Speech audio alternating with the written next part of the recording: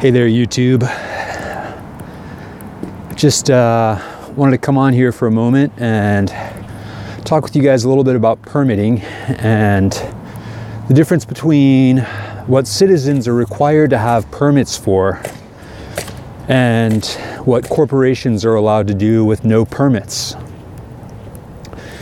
So I just was watching a video where an indigenous man received a warning from government agent, law enforcement officer, and he gave this warning to this man because he was picking up rocks for a sweat lodge. Sweat lodge is a religious ceremony. A lot of folks aren't necessarily familiar with it, but sweat lodge is a ceremony that Lakota people do sweat lodge. I'm not sure which other indigenous tribes sweat lodge is associated with, but I know Lakotas do sweat lodge. So in the video, there's a man who's picking up rocks so that he can do a sweat lodge, because they do their sweat lodge on the weekend. And when you pour a sweat lodge, sometimes the rocks break. I guess they break pretty regularly. I have never been to a sweat lodge.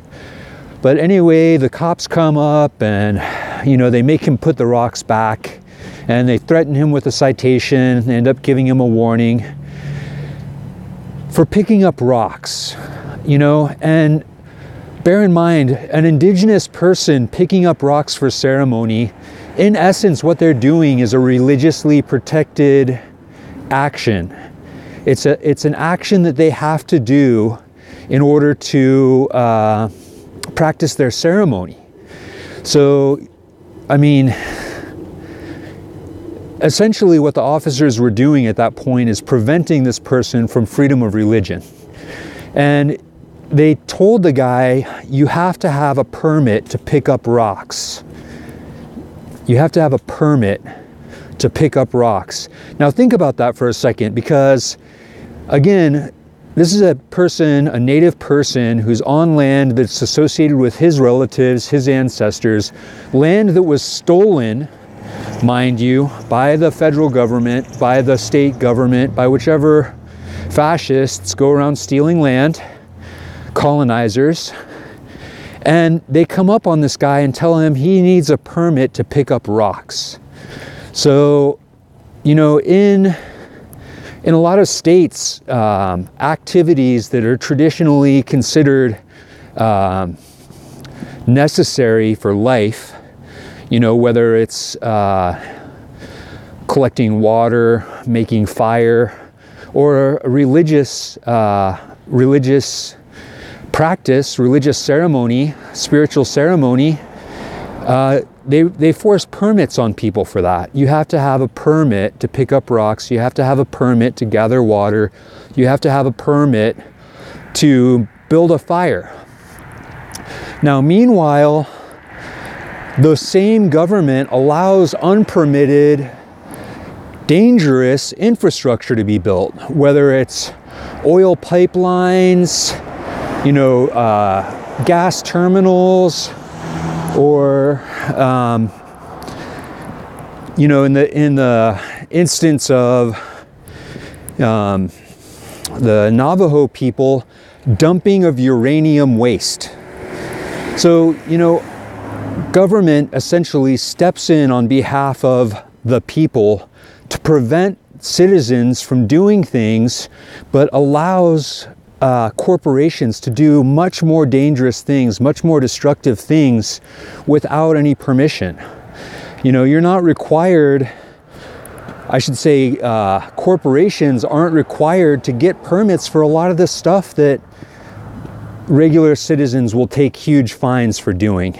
So, there's a double standard with law enforcement, where they pursue everyday citizens, punish everyday citizens for behaviors that they largely allow corporations to get away with. And you know, if you've been following along and you have been listening to my feeds and watching my videos, then you know by and large I don't approve of government. And part of why I don't approve of government is because they do this consistently. They consistently have a double standard that disenfranchises the citizen and gives special permission and special allowances to corporations. So, you know, anytime that happens, that there's unequal enforcement, then that unequal enforcement, it diminishes the authority of the government, is what it does. Because you don't respect a institution that's unfair. If an institution is unfair, you don't want to listen to what they have to say because they don't have equity. And without equity, they're just not respectable. So, you know,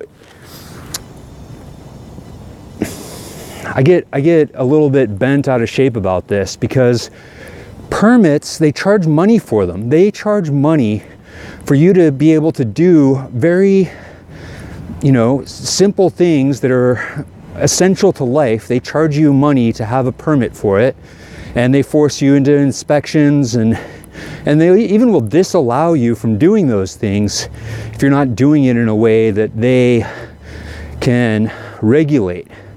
But they don't regulate other things if they're to do with corporate behavior. So, you know, that in my estimation is one of the main indicators of fascism in this country, is that corporations get special permission to do behaviors that we citizens are not allowed to do. The citizens are prevented and punished at a higher rate for doing things that are essential to life. You know, they're essential to life. If you're a Lakota person, then sweat lodge is essential to life. A NEPI is essential to life. You can't not go to ceremony. It's part of that culture. So, you know, I don't understand it. It just, you know, it's part of what makes me recognize that we're not really existing in a free country. If you have to ask permission of your government in order to pick up rocks, and they can prevent you from picking up rocks, how is that freedom? How is that freedom? You cannot pick up rocks for your ceremony. Meanwhile, like, you know, corporations will come in and blow up huge areas to mine gravel. And you can do the research on it.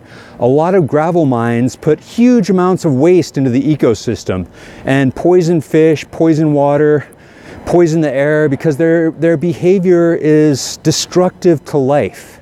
And those are the people I feel like need to be punished and need to be regulated and kept away from natural resources. But, you know, law enforcement doesn't agree with me on that. Law enforcement is more willing to go after private citizens because they know that the corporations have really expensive lawyers. They know that corporations will come after them for their job if they prevent them from doing ecologically destructive things. So I just wanted to come on for a minute and share that with you guys, share a little bit of my opinion, a little bit of my perspective, and I really appreciate you taking the time to tune in. I'll talk with you again really soon.